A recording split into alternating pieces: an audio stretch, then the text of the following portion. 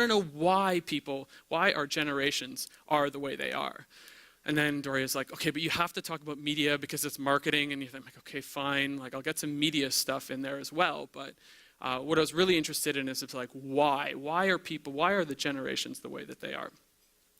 But to start off, I have to start by saying this. I am none of these things.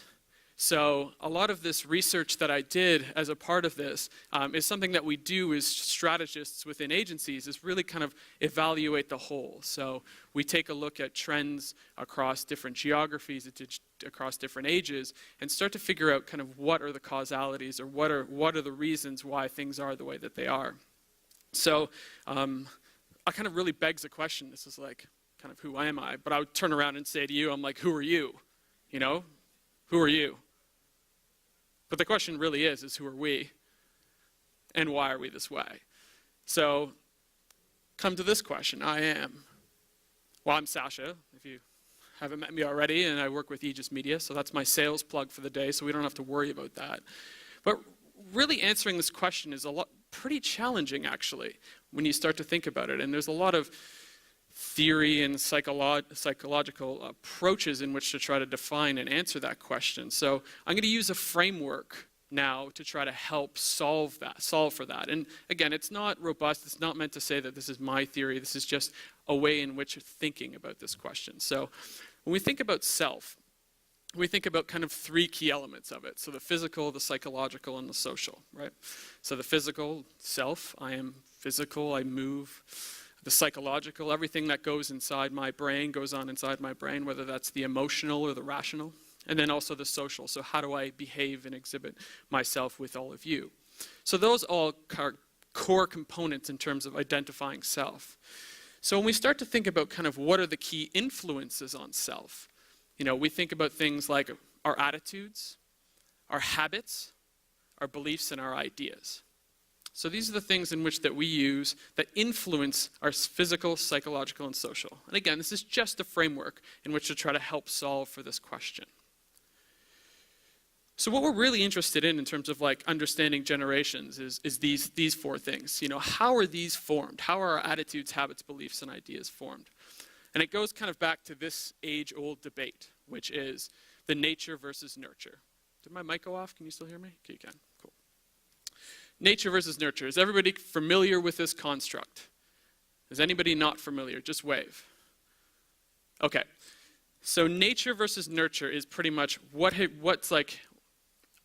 you adopted, like from a hereditary perspective, meaning what were you born with? So it's all part of your DNA and so forth. So that is the nature argument in terms of that's kind of what influences. The nurture one is like what's your product of your environment. So everything from your geographical location, your ethnic makeup, your gender, your sexual identity, the context of the world in which you live. So there's always this kind of nature versus nurture debate, which is to say, why are people great or why are people serial killers? Is it because they were born that way or they became that way as a result of their kind of upbringing and context in which they lived? Does that all make sense? Cool, great, love it. So what we're really interested in here, because we can't affect genetics for most people. Well, we can, but we don't really do that in marketing, is really focusing on the nurture, right? So, what are the things that influence kind of the environment in which people grow up in? And particularly in our case, because we can't affect the way that we, parents, well, we can affect it, but, we don't influence the way parents raise their children. That's very specific. When we're looking at generations, we're looking at things like events, media, and culture. Kind of goes back to this question. So, why are we this way, right? Why are we this way? So when we start to take a look at Generation X and Generation Y, I'm going to just kind of break down some of the stereotypes and the way in which these different generations are categorized. And I focused on these two because it would be immense to try to take care of everything else. So when it comes to Generation X, kind of this is the category from a demographic perspective. Mid-60s, late 70s, kind of really came to age in the 80s. But Generation X actually started with this photograph. Does anyone know what this photograph is? When it's from? Okay, it's from the Spanish Civil War. And this guy Robert Capa took that picture. And way back when, it was a question as to whether or not that was a real picture. And I mean, it's a pretty graphic photo of somebody fighting in the Spanish Civil War who had just gotten shot and he had snapped the photo. So there's lots of arguments as to whether it's real or not. So what does that have to do with Generation X? Actually, what had happened is after World War II, there's a magazine in the UK called Picture Post that commissioned Robert Capa to take a photo essay of kind of this post-World War II family and what was going to come as a result of it. And ahead of that publication there, it came up with, they're like, okay, there's this upcoming photo essay, and they didn't know what they were going to call it, so they're like, and it's going to be Robert Capa taking pictures of Generation X, as in just a variable. And from then on in, that generation was deemed as such, so the children of that generation. But when it comes to the actual kind of Generation X, it goes back to this book. And I'm going to read you an excerpt from it, and I want you to try to guess what year it was written. Okay? The problems of today's young are most acutely special than ever before.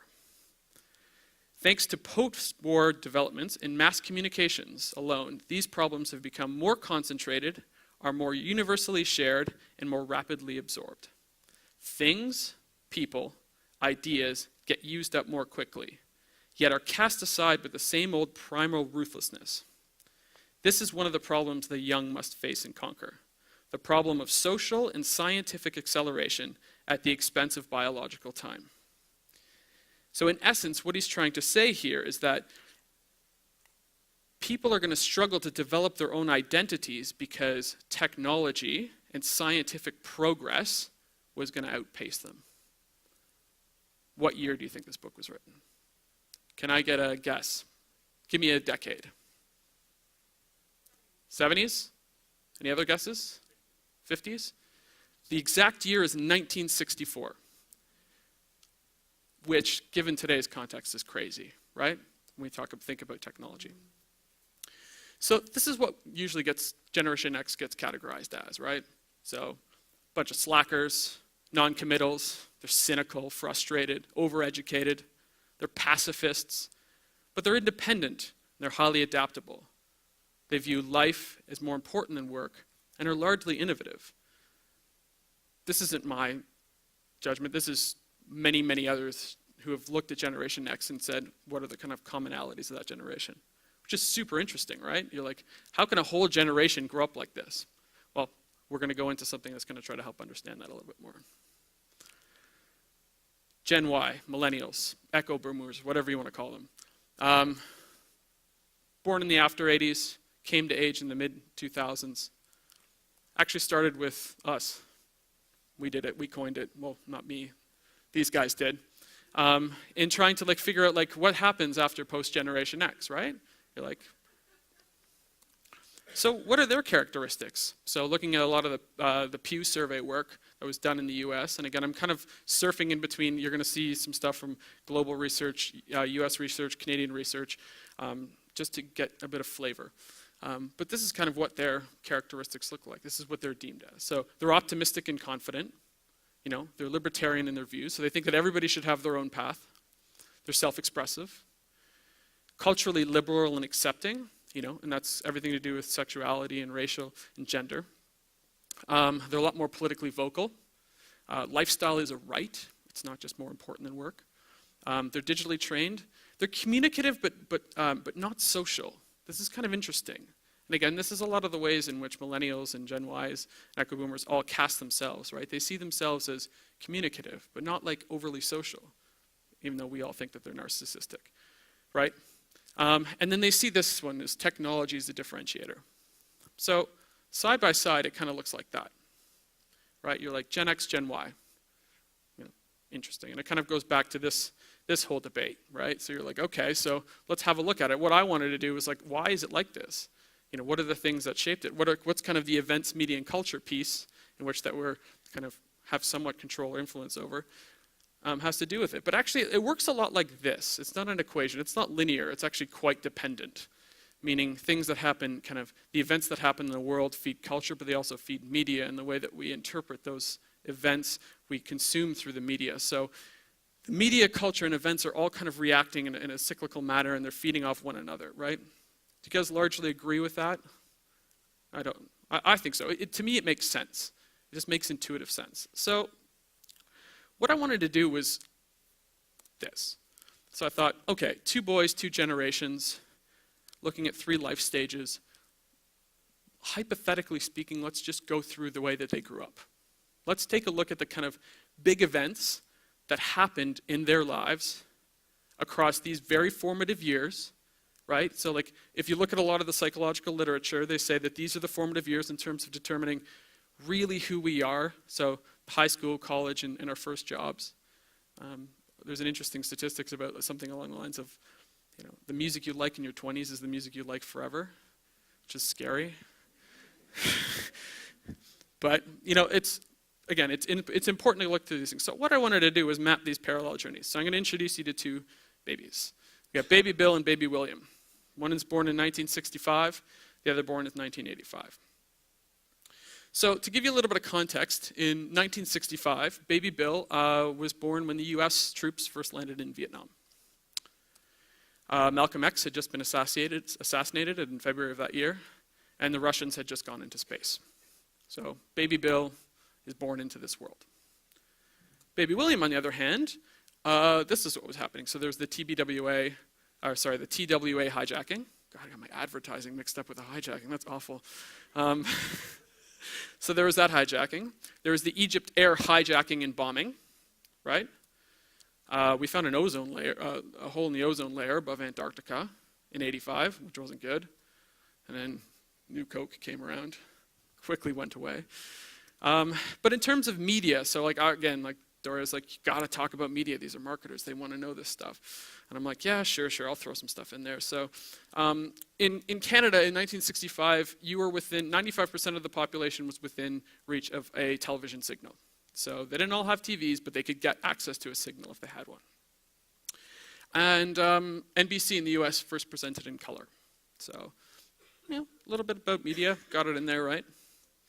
In Baby William, Much Music was born in 1985, as was TSN and Telelatino. So I'll give you kind of a flavor in terms of what happened in these kids' worlds. So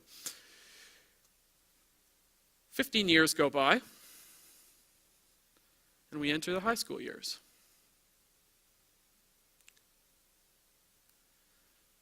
So it's 1980 in the year 2000.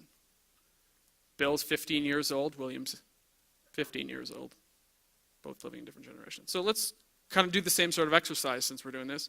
And again, this is not, I just want to preface this, doing this exercise, I didn't have a predetermined end goal to it. It was much more of a, let's just see what's up. Let's just see what's forming these people's opinions.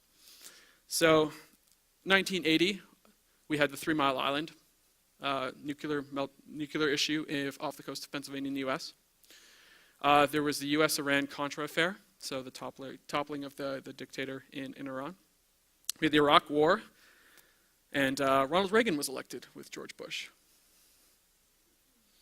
Year 2000, 15-year-old William was dealing with Y2K, right? There was this nasty little thing called mad cow disease. Elian Gonzalez landed in Miami. Remember that? Kind of weird, isn't it? Thinking back. And this guy got elected. Crazy. 15 years old, right? All this stuff coming into his world. Let's take a look at media. So in 1980, CNN came to bear in the US. Star Wars had just kind of come into the United States as well, and John Lennon was killed. And this was all over all the print media. All over all the print media. In the year 2000, William had kind of the AOL Time Warner deal, right? Wireless was starting to get traction, so wireless internet was starting to become available. There's 12 billion emails sent a day. There was 104 million people online in the US spending on average 4.5 hours a week, 4.2 hours a week. Oh yeah, and this bad boy was created. Yeah. 1981. Had a bit of a problem with the economy, oil crisis. The US prisoners were released from Iran. Reagan and the Pope were almost assassinated. AIDS, first discovered. 2001, dot-com bust. Signed some sort of cheap version of the Kyoto Accord. Enron. And of course 9/11. So what's going on in media-ish? MS-DOS. Anybody else remember like pumping in the CD run program, bad game? Yeah, totally. MTV was born, 1981. Pretty cool. Pac-Man was sweeping North America. It was all over the place. Everyone was loving the Pac-Man. But in 2001, it was Wikipedia that was making news. The iPod was created. Xbox was created. There was 35 million websites on the internet. 35 million websites on the internet. 35 million websites on the internet. 51% had mobile phones, right? And there were 10 million searches per day on Google. 10 million searches per day. We kill that in Canada today. 2 more years go by. College and uni years. Guys excited? Soviet boycott of the Olympics, 1984. Bit of a big deal, right? The Union Carbide chemical leak in Bahrain. Again. In 2004, we went to war in Iraq. Well, we didn't go to war, but other people went to war in Iraq. We had the tsunami in Thailand, off the coast of Thailand. Again. And marriage rights in Massachusetts for gays. So what's happening in media, pop culture, events? 1984, Cosby Show started. Awesome. But also kind of the divestiture of the Bell phone system. So split up into 7 different companies for the first time. So communications was fragmented for the first time. This was probably one of the most fascinating things that I found in my research. It was legal, it was deemed legal to record a television program. VCRs were deemed legal. I didn't even know they were ever like questioned legally whether you could have them or not. But you could record a television program and not violate a copyright. And then Apple's came around. In 2004, Facebook started. Google went public. The iPod Mini and iTunes Store was launched. For the first time in history, there were more people on broadband than there was on dial-up. But only 2% of the population during that election that we just talked about saw as online as being important in terms of determining, people researching those particular candidates. Kind of interesting. So we already went over the events of 1985, but just to recap, TWA bombing, Egypt hijacking, hole in the ozone layer, new Coke. The Pope died in 2005. We had Hurricane Katrina and the London bombings. We already know what's going on in media. Again, Much Music, TSN, Telelatino get granted licenses to have cable programs in Canada. But in 2005, YouTube was started. Huffington Post was also created. News Corp bought MySpace. The New York Times bought About.com.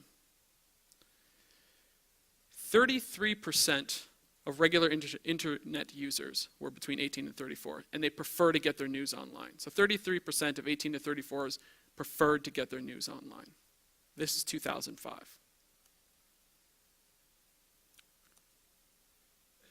A couple more years go by. The working years, question mark. It's an important one. So just previously, there was this flash, there was Black Monday. Does anyone remember Black Monday in the US? Kind of like that flash crash version way back when. Kind of eerie to see these things come up, given the context of what we see in the world today. But this set off kind of some real issues with the economy. One of the biggest issues. There was the Pan Am bombing. So again, a hijacking and explodes from a terrorist bomb. Morning after pill, and George Bush was elected. This one, again, was one of those ones that kind of scared the crap out of me when I found this out. And again, I figure myself pretty well read and understand a lot of things that have happened in history, but the savings and loan crisis of 1988, I'll give you some context. I was 9 years old, right? Savings and loan crisis.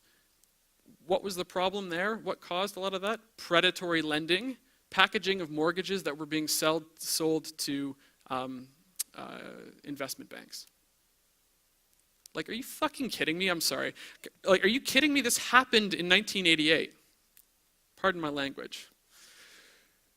2008, oil hits $100 a barrel. Northern Rock goes into receivership in the UK, so the government takes control.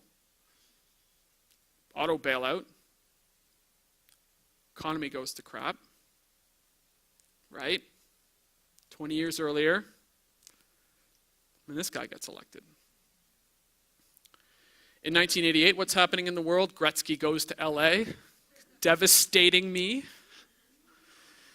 98% of people have a television in their home. Sega Genesis is created.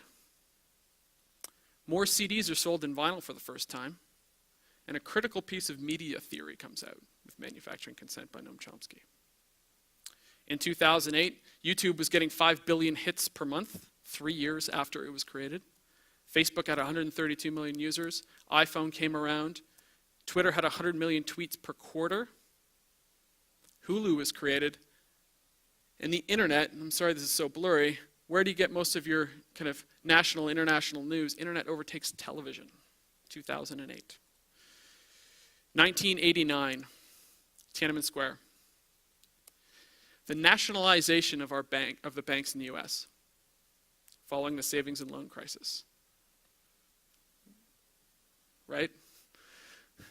Berlin Wall comes down, the Exxon oil spill.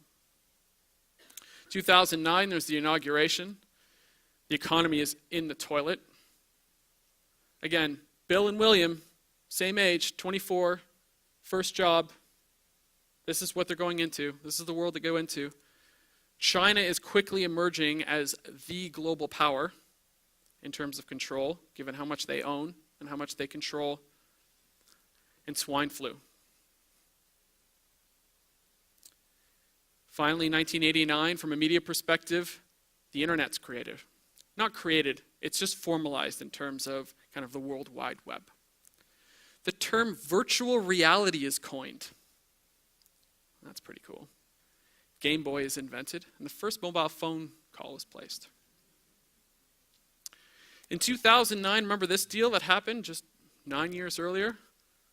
Well, that's done. AOL Time Warner is no more. This guy almost brings down the internet after he passed away. Massive growth in investment in cable and online. There's 234 million websites. So we've gone through 3 life stages, 2 kids, Gen X, Gen Y, stroke millennials, stroke echo boomers, whatever you want to call them. And you gotten a flavor in terms of what's been happening in their lives, right? Big events, big changes in media and culture.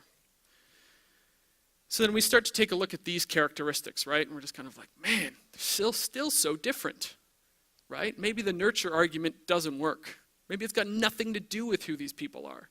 Maybe it's all genetics. Maybe it's all family. Maybe it's all, geography or ethnicity. So I was like, okay, I got to do this. I got to go through this exercise and figure it out. So side by side, let's look at the big events that these people have faced. So we'll start with Gen X. So war begins to take a new face. Terrorism and hijacking, right?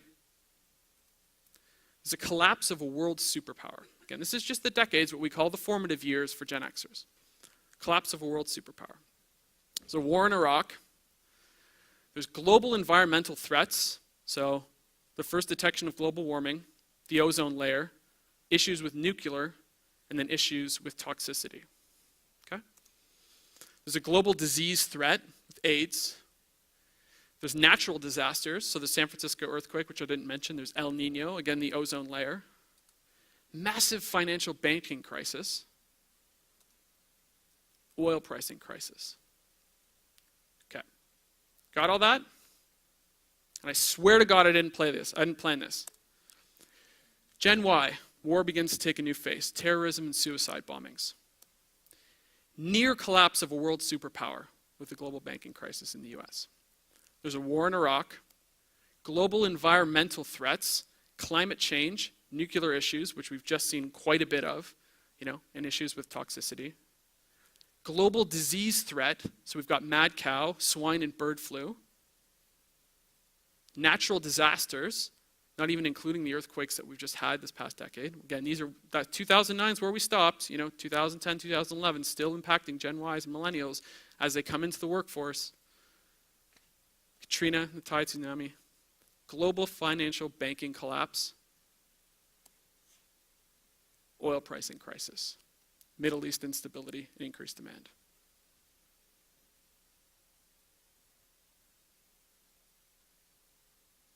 What do you think?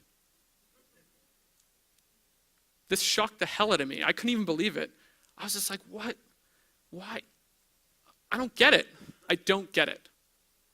Why are these people different? They shouldn't be different. They've gone through the exact same thing. They're going into the work, into crappy environments, crappy economic times. And what's really interesting, actually, and I saw this in some of the Pew research, was I think the effects of coming into the workforce in a recessionary time has effects that last 15 years into your career. 15 years. So in reality, if we want to look what's going to happen with the millennials in terms of how they're going to experience the workforce, let's just jump back 20 years and figure out what happened with Gen X, right? We're likely to repeat ourselves yet again. This scares the hell out of me because this means we're making no progress. And I'm like, okay, Doria told me to talk about media. Let's look at media. So Gen Xers, cable TV growth went from 28 to 79 networks. 24-hour news networks are created. Video gaming becomes accessible for youth, largely inaccessible for older people.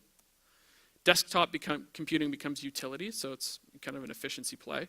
Time-shifting content is deemed legal. Well, that's interesting. That's different. Kind of a dissolution of a major communications control, so the telecom sector gets kind of chopped up and divided. TV hits near perfect penetration, so 98%. At-home gaming starts to get mass appeal, so Nintendo, Sega Genesis, Game Boy, all this stuff becomes, more available. Format shifting of content, vinyl to cassette to CD.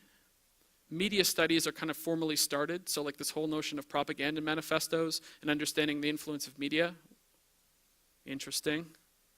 Mainstream internet is now available for these people. And communications and gaming starts to become mobile. Game Boy. Uh-oh, my 10 minutes person's coming. I'll hurry up. 2000 and 2009. Mass media fragmentation and the failed attempt of consolidation. It's a biggie. It's a biggie. Media fragmentation is real. It has its effect. Brand new media platforms created, the internet. Again, it was built to share information from university to university. It wasn't meant to be there for media. It's now a media platform. New communication gains traction with youth. So email, IM, text messaging. Content moves to an IT base. New forms of user-generated media are created. Crowdsourcing of content, content portability and sharing, global connectivity, democratization and availability of media, content. So pretty much everything's treated equal on the internet, which is important to think about in terms of why people are the way that they are, because how we interpret things is through media. Media points of control are shifted from establishment to people. Big one. Real time becomes just that. Search engine goes mainstream. Technology adoption accelerates exponentially. Social networks is invented, helps elect a president. Media becomes transactional. Reality and virtuality are no longer distinguished. What a difference between what's happened in the media landscape across those 10 years for those kids who are millennials or Gen Yers versus Gen X. Very, very, very, very different. But you can say to me, you're just like, yeah, of course. Look, consumption and its technology, and look at the adoption rates over here and over here. Look at how quickly that stuff's being adopted. And I largely disagree with you. Like, technology has a lot to play with it, but it's not just technology. It's this point right here. It's technology becoming media. right? And the democratization of media and information and the way in which we interpret those events. And it's only going to get busier and more fragmented when more things become connected and become media vehicles, right? Because our phone used to not be media, computers used to not be media, our friends used to not be media. These things are all media now. So we kind of get this, right? You get massive fragmentation, personalization, and creation of media. That happens at scale, which is totally different from what happened with the Gen Xers. Media was an institution, it was controlled, right? You watched the network news. This is how you interpreted the world. The same two segments of events that were happening in parallel were consumed in completely different ways. Because it's this, right? This famous Canadian guy, McLuhan. It's not the massage. The medium isn't the massage. The medium is the message, right? And what he means by this, and there's a great quote from him. I'm going to read you. We become what we behold. We shape our tools, and then our tools shape us. And what he was saying there is that it's not just the way, like the medium in which you can consume information or content that's relevant. It's actually the impact of that medium that it has on your life. So it's actually, what he's trying to say is, like, you got to think about this in the context of a car. So what he's saying is, like, we build tools, we build things like cars to move us around quicker. The car is the medium. The message is the impact that it has on our communities. Meaning that me and my car doesn't enable me to walk to work with my neighbor. It changes the context of things. So then we go back to this whole argument, right? So we're like, self, physical, psychological, social, attitudes, habits, beliefs, and ideas, nature versus nurture, this whole dynamic, events, media, and culture, how it influences that. This becomes really important. Really, really, really, really important. And I think, and I'm guessing, but it's an educated guess, if we project this forward, we're going to understand how the next generation is going to be impacted and change as a result, rather than looking from a regressive perspective. That dynamic is super important in terms of defining why people are the way they are. So then we go to this black and white, 2 generations, and we go to this and we say, okay, Gen X, for a lot of reasons, they're cynics and rejectors, but they're media institution cynics and rejectors, right? Remember, these guys are flexible, adaptable. They're not interested in institution. Look, just right there. Rejecting of institution practices and traditions. These aren't my words. That's how they're categorized. Gen Y, media institution creators and customizers, right? They're the ones that are maximizing, leveraging this. They're the ones that are taking it and shaping their worlds. They're shaping the way they consume their events. They're choosing what they want to consume. That's massive. They're not exposed to the institutions. So in summary, this is what it comes down to. Gen Xers work around the system. Gen Ys work the system. Thanks.